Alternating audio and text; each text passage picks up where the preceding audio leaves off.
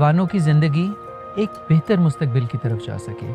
اس میں ان 7 عناصر کی نشاندہی کی گئی ہے جو پاکستانیوں کی روایات میں، ہماری روحانیت میں مشترک ہیں، چاہے ہمارا تعلق کسی بھی مسلک یا مذہب سے ہو۔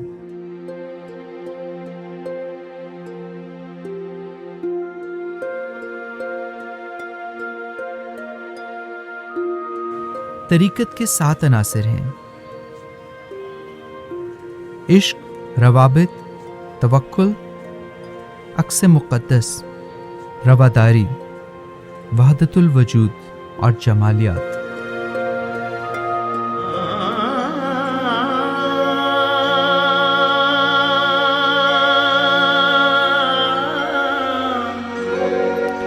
جیڑیاں وادیاں عادتاں جان نہیں ہو، رانجے چاک توریا نا جا میاں۔ اس علاقے کے بہت سے صوفی شعراء نے یہاں کی رومانی داستانوں کے کرداروں کو اپنی زبان بنایا۔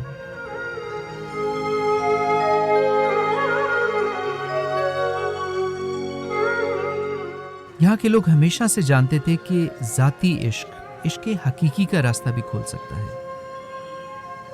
عشق میں دل کا کھلنا، دل کا جاری ہونا ہمیں اپنی ذات، اپنی خودی کو توڑنے میں مدد دیتا ہے اور اپنے اندر کے اس گہرے سچ کے ساتھ ناطہ جوڑنے میں جو حق ہے۔ یہاں کے صوفیانہ ورثے میں جو دل کی نرمی تھی، اس نے لوگوں کو ایک دوسرے کے ساتھ پیار محبت سے، رواداری سے جوڑ کر رکھا۔ یہ سب اس شدت پسندانہ مذہبی رویے سے بہت مختلف ہے جو آج ہمیں سکھایا جا رہا ہے، جس میں دل کی سختی ہے، مذہبی تکبر ہے، فرقہ واریت ہے اور تشدد ہے۔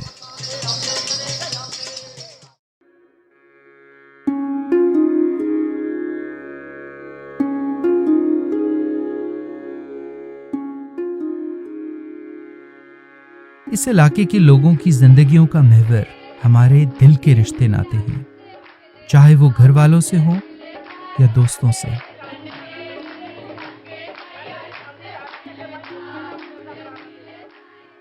یہ ہماری زندگیوں میں حقوق العباد کا جیتا جاگتا احساس ہے، لوگوں کے ایک دوسرے پر حقوق اور ذمہ داریوں کا احساس۔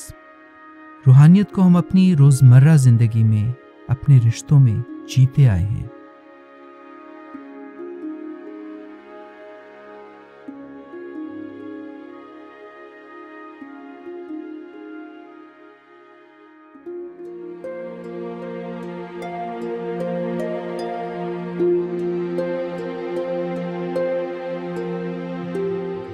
توکل کا تعلق اپنی سوچ سمجھ کو، اپنی عقل کو، اپنی رضا کو خدا کی رضا کے آگے جھکانے سے ہے۔ اس کی اہمیت صوفیانہ روایت میں بھی بہت بنیادی رہی اور اس علاقے کی اجتماعی سوچ میں بھی۔ اس سے انسان کے دل کو تسلی رہتی ہے کہ اس کے پاس جو کچھ بھی ہے، وہ جس حال میں بھی ہے، وہ اللہ کی رضا سے ہے اور ہر چیز کا ایک وقت مقرر ہے۔ توکل انسان کو مشکلات کے آگے سر جھکانے کا حوصلہ دیتا ہے۔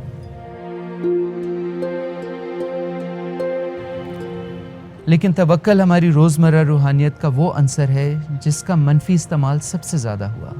یہ ان لوگوں نے کیا جو لوگوں کو کمزور رکھ کر ان پر حکمرانی کرنا چاہتے تھے اور ہیں۔ خدا ہم سے توقع کرتا ہے کہ ہم پہلے خود اپنی عقل سمجھ استعمال کر کے اپنی ذمہ داریاں ایمانداری سے پوری کریں اور پھر باقی سب خدا پر چھوڑ دیں۔ جیسے حضرت محمد صلی اللہ علیہ وآلہ وسلم نے ایک بدو سے کہا کہ پہلے خود اپنے اونٹ کو باندھ لو، پھر اس کو اللہ کے بھروسے پر چھوڑنا۔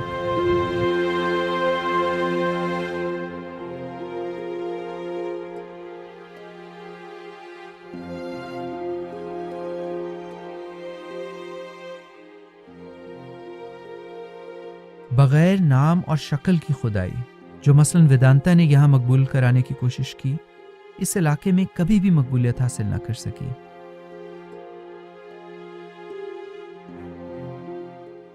اسلام میں خدا کو شکل دینے پر ممانعت ہے۔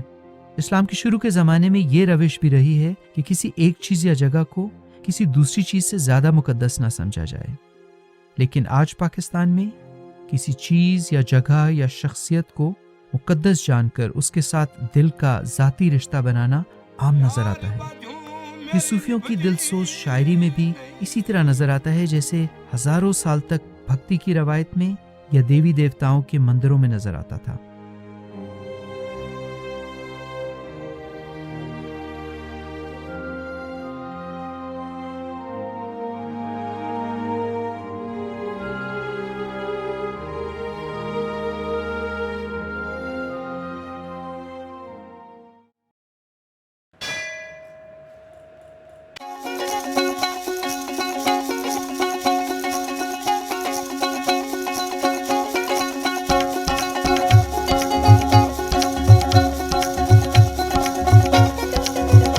روڑی کے قریب یہ کالکا مائی کا مندر ہے۔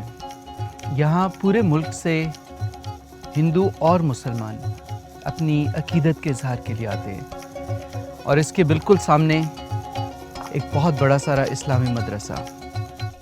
ہماری یہ روش کہ چیزوں کو، جگہوں کو، لوگوں کو مقدس جانیں، اس کو توازن، اس کو نرمی ملتی ہے رواداری کے جذبے سے۔ یہاں پر لوگوں کو اس بات کی سمجھ تھی کہ شکلیں جو بھی ہوں لیکن ان کے پیچھے جو روح ہوتی ہے وہ ایک ہی ہے۔ اسی وجہ سے دوسرے لوگوں کی مذہبی شکلیں، مذہبی عقائد، ان کی ایک عزت تھی، اور اسی وجہ سے اس علاقے میں، اس خطے میں ہم پیار محبت سے، عزت کے ساتھ اکٹھے رہتے تھے۔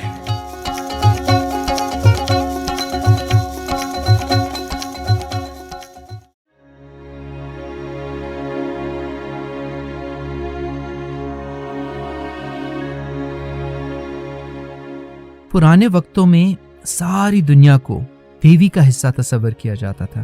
ہم سب کی جڑیں زمین کے ساتھ، اس دھرتی کے ساتھ جڑی ہوئی تھی۔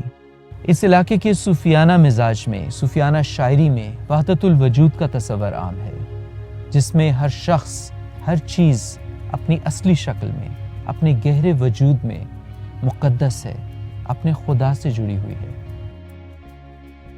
اور جب خدا ہر جگہ، ہر چیز میں ہو تو زمین میں ہل چلانا، فصلوں کی کٹائی بھی مقدس عمل بن جاتے ہیں، اور اس کے بعد کی خوشیاں، میلے بھی۔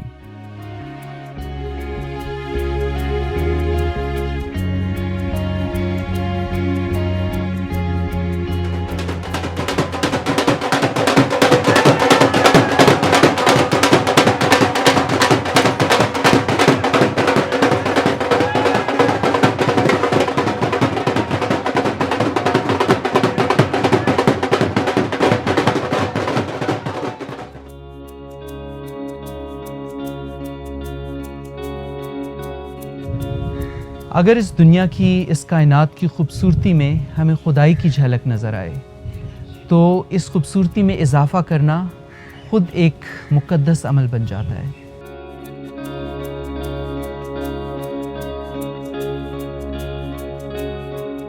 تخلیق کرنا خالق کا، خدا کا وصف ہے، تو وہ اس کی مخلوق میں، ہم میں بھی جھلکتا ہے۔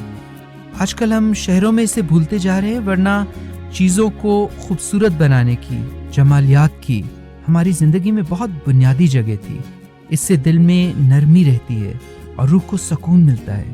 اس علاقے کی صوفیانہ شاعری اور موسیقی میں، یہاں کے روایتی کپڑوں میں، ناچ گانے میں، سجاوٹوں میں، جو ہمارے دل کو، ہماری روح کو زبان دیتی ہے، وہ ہے جمالیات۔ اس علاقے میں مذہبی اور روحانی روایات اس طرح سے پروان چڑھی ہیں کہ وہ ہماری روزمرہ زندگی میں رچ بس گئی ہیں، اس کا حصہ بن گئی ہیں۔ ہمیں صرف اپنی روزمرہ کی روحانیت کے تمام عناصر کے ساتھ جڑ کر رہنا ہے، ان میں ایک توازن برقرار رکھنا ہے۔ اس سے ہم میں تشدد کا جو رجحان آتا جا رہا ہے، اس کو ختم کرنے میں مدد ملے گی، اور ہمارے اندر رواداری کی جو 9000 سال پرانی جڑیں ہیں، ان کو تقویت ملے گی۔ وہ بڑھ کا درخت جس کے نیچے شاید کبھی بدھا بیٹھا تھا، وہ آج باقی نہیں رہا، لیکن وہ مٹی جس نے اس درخت کو سینچا تھا، وہ مٹی جس میں اس کی قدیم جڑیں تھیں، وہ مٹی ابھی باقی ہے۔ وہ مٹی اس زمین کا حصہ ہے، وہ مٹی خود ہمارے وجود کا حصہ ہے، اور اس مٹی میں اس درخت کی جڑیں اور ہماری جڑیں ایک دوسرے سے جڑی ہوئی ہیں، اور اکٹھے ہمیں مل کر زندہ رہنا ہے۔ رواداری کی اس جنت میں جو پاکستان تھا، ہے اور رہ سکتا ہے۔